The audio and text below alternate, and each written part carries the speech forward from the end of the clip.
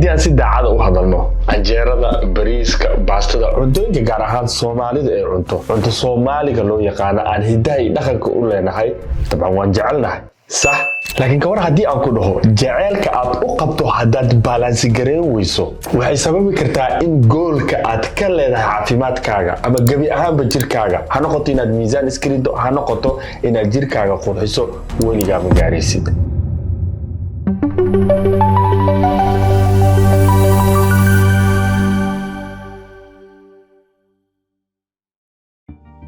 السلام عليكم ورحمة الله وبركاته إن شاء الله تعالى فيديو كان وحن كسحنا سدح قلط أو مالي والبجكدينا كدعدا أنيكو كسالين دون إن شاء الله تعالى الباريس لإسكوهو سيدو كلنا وحن كسينا حل أنا كان إحسارين أنتوي كان أجعش هاي أو مالو المركات إسكت نافت أتكسو نخونيس استيل أدوعونا عيو إن الميزان إسكري دجير كان قروح ستو ولي كان عالم نعفين با ولي كان سؤال شامس ويديسة canjeeradan iyo bariiskan iyo baastadan aad arkaysid ma u maleynaysaa in Soomaali kaligeed ay cunto ama ma u maleynaysaa in anaga kaligeed ay hidiyo dhaqan noo tahay waxa laga yaabaa inaad dhahdo canjeero yes canjeerada muhiimadu ma ahan in canjeerada anaga aan sameysano ay dadka kale cunaan canjeero Ethiopiana jiro chapati jiro waxa jiro wax tortilla la dhaha jiro waxa jiro wax burrito la dhaho waxa ogaataa cuntooyinka burka laga sameeyo adduunka dhan cuno hindida cunto Mexicaanka cuno Ethiopiaanka cuno laakiin su'aasha isweydiinta badan waxay tahay maxaa keenay anagu dhexdeena haddana waqtigan hadda lagu jiro inay canjeerada ka noqoto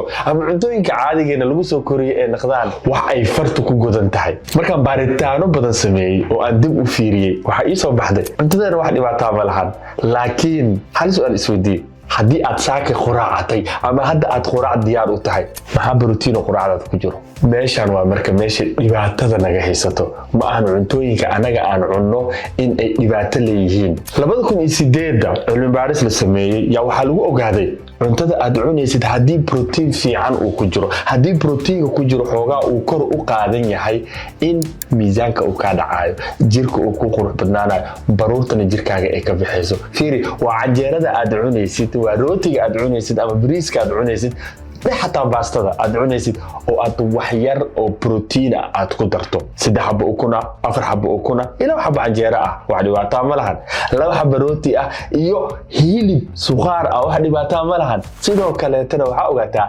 cuntada aad cunaysid hadii aad protein fiican mar u yeesho proteinkaas wuxuu ka caawinaa ma ku dhahay blood glucose ka kor uma kacayo ma ku dhahay sokorta dhiigaaga ma kacayso way kacaysaa laakiin marka cuntada protein ay ku jirto in marka ay protein la'aanta tahay wax shaqo isku leeyihiin malahan isku day marka cuntada aad cunaysid inaad wax u protein raaciso kalluun yar ku darso hilib yar ku darso chicken yar ku darso 100 ilaa 120 gram intaas waxay ka caawinaysaa inay murqaha ku alaalsadaan gaar ahaan markaad weight loss ku jirto sidoo kale waxay ka caawinaysaa in aad dhereg dareento craving-kana laga ilaaliyo oo aadan gaajo dareemin waxa laga yaabaa inaad dhihaysid coach dabcan intaas waa sameeyaa suuxii suqaar yar iyo canjeera isku cunaa ama ukun yar iyo canjeera isku cunaa laakiin still miisaanka dhibaato iga hayso miisaanka ma iga dhacaayo meeshaan qaladka ka taagan yahay waa qodobkeena labaad waxa jiro wax loo yaqaan hidden calories weliga ma maqashay 2011 cilmi baaris la sameeyay waxa lagu ogaaday cuntooyinka aan cunno saliida aan ku darno inay number 1 ka tahay kaliyaha inay weynaadaan calooshana inay kuusato fiiri olive oil kuma dhihin saliid kale oo caafimaad qabtana kama hadlin macsarana kama hadlin waxa ku dhahay saliid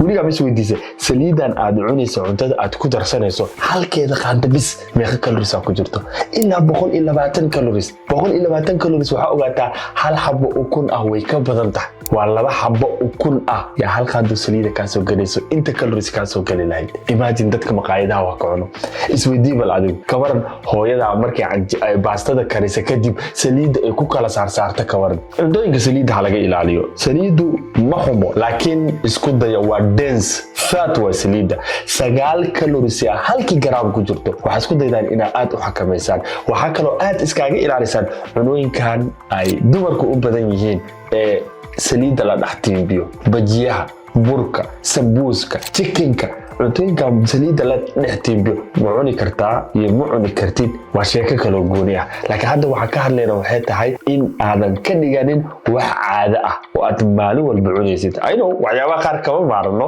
waa laga yaabaa mararka qaarna inaan ku dhex dhacno, laakiin hadalkayga si fiican u fahan waa in 95% noloshaada qayb ka mid ah aysan noqonin. haddii aad cunaysidna mar isticmaal isbuuci adoo isku dayaya xajmiga aad ka qaadanaysid inaad kontroosho. halkan halka ugu fiican qofka saliidda isticmaalayo waxaa lagula taliyaa in saliidda la buufiyo uu isticmaalo. maarta saliidda yar sida barfuunka oo kale pifta lagu siiyo taa way qiyaasan tahay, wayna adagtaa wax badan inay kugu tagto. cuntada inta ugu badanna iska dubba. hilibka waa dubi kartaa, chickenka waa dubi kartaa. dubid markaan ku leeyahayna ma aha saliid ku dub. ovenka isticmaal, air fryerka isticmaal. ma haysidid soomaha labadaas, oven ma haysidid, air fryer ma haysidid, daba caadi lagu dubi karaa. wallaahina wayna ka macaan badan tahay cuntada caadiga saliidda lagu dhex rido. qodobkeen saddexaad, gaaja isku dishaa hal marana wax cuntaa. badankeen maanta soon baan ku mamarsiyoonaa. soonkaas muqadac ha noqdo, soonkan kala gogo'ana intermittent fasting loo yaqaan, ama ha noqdo soon iska caadi ah oo ilaahay subxaanahu wa tacaala kugu adoonsaday. hal su'aal ku weydiina, marka aad soonto maalinkii oo dhan ama markaad subaxii cuntada iska dhaafto oo aad rabto duhurkii inaad wax cunto, maxaa cuntaa? maxaa afkaaga ku furtaa? haddii natiijada soonkaas maanta oo dhan aad sooneed, fiiri marka aad soomantahay jirkaaga muxuu sameynaa? physiologically safar macaan badan maraa. waxaa ogaataa jirkaaga step by step waxaa laga yaabaa inuu glucose uu haysto uu dhameeyo, waxaa laga yaabaa inuu faatka uu haysto daarto, jirkaaga uu noqdo mashiin faatka gubaayo. laakiin balaayo waxay ka taagan tahay glycogenka taangigiisa markuu saakaaga dhammaado oo maqribkiina uu soo dhow yahay, meeshii la raba cunto nadiif ah inaad jirkaaga siiso si uu u noolaado. fiiri cuntada waa saddex, qofka saddex qaab wax uu cunaa. qaabka koowaad waa in qofka waxa uu cunayo ee maintenance tahay. maxaan ka wadaa? waa in jirkaaga inta uu u baahan yahay aa cunto. markaa saad samayso miisaanna ma kaa dhacayo, miisaanna ma kugu soo kordhayo. laakiin waxaa ogaataa haddii jirkaaga mar walbo maintenancegaas uu xataa 50 calories ka bato, tartiiba miisaan kuu korayaa. hadalkayga si fiican u fahan. maanta oo dhan gaajisneed, caawa la gaaray adoo 2000 calories lagugu talagalay 2500 oo calories ka kacday. waxaa ogaataa cunto ahaan uma cuni karta abadan, ma soconayso. laakiin maxaa samaynaysaa mataqaanaa? saliidaa ku qasaysaa, sokortira badanaa cunaysaa. hidden calorieska hadda aan kasoo hadalnay yaa waxay keenayaan hal mar cuntadaada inay hawada isku shareerto adoo xitaa aanan ugu talagelin. fiiri jirkaaga ma ahan god khashinka lagu shubo maahan, meel gudaafada lagu daadiyo jirkaaga maahan. waxaan ogaataa mar walbo oo adoo maanta oo dhan gaajisnaay hal mar afka ku furto wax macaan ama wax saliidda ay ka badata ama carbohydrate cunto ay ka badato, waxaa ogaataa jirkaaga sokortiisa cirka isku shareeraysaa. mar walbo cirka isku shareerto insulina la soo fasaxa. insulinkana shaqadiisa maxay tahay? inuu xakameeyo sokorta jirka soo gasha, unugyadana uu amar siiyo. metabolismkaagana muxuu sameynaa? wuxuu sameynaa waxaas oo dhan in unugyada jirkaaga lagu kaydiyo. faada marka lagu kaydinaa waxaan kusoo gabagabeynaa 2013 yaa RCT ama waxaan dhahan randomized control trial waxay ka mid tahay cilmi baaristu waa dhowr nooc. saddex yaa waxaa la dhahaa ugu awood badan. RCT-da waa kuwa ugu awoodda badan ee ka mid tahay. waxay leedahay qofka oo protein fiican cuntadiisa ku dara, weliba gaar ahaan markuu cuntada cunaayo proteinkiisa uu ka badan yahay carbohydrate-kiisa, waxay fududayn kartaa saddex shay aan bilowga videogan ka soo hadlay inuu miisaanka ka dhaco. protein ahaan miisaan u marido, laakiin wuxuu ku fiican yahay processka miisaanka aad ku ridayso ka qayb qaadana. labo, gaajo ku qabanayso cravingka waxa loo yaqaano. waxa ogaataa qofka oo cunto aan macno lahayn raadiyo, haddii noqon lahayd cunooyinka dhadhanaanka ah, haddii noqon lahayd cunooyinkan macaanka ah, waxaa keena in craving uu qofka qabto, waxaa keena inaad gaajooto. proteinka uu ka celinaa cravingkaas, kama dambeynna murqaha uu ku ilaalinaa. murqaha jirkaaga yuu ku ilaalinaa, lianna mar walba aad protein cunto processkiisa waxa ugu horeeya ka faa'iidaysta gaar ahaan marka aad miitaynaysid waa seeliska unugyada murqahaaga. ku afur ama ku quraaco haddii ay subax tahay, cunto protein la afkaaga ha ku bilaabato. protein marka ku leeyahay yogurt yar oo intaasoo garaamo protein ku jirto, waxoogaa fruit ku dhex daadsan kartaa, wax weyn maaha.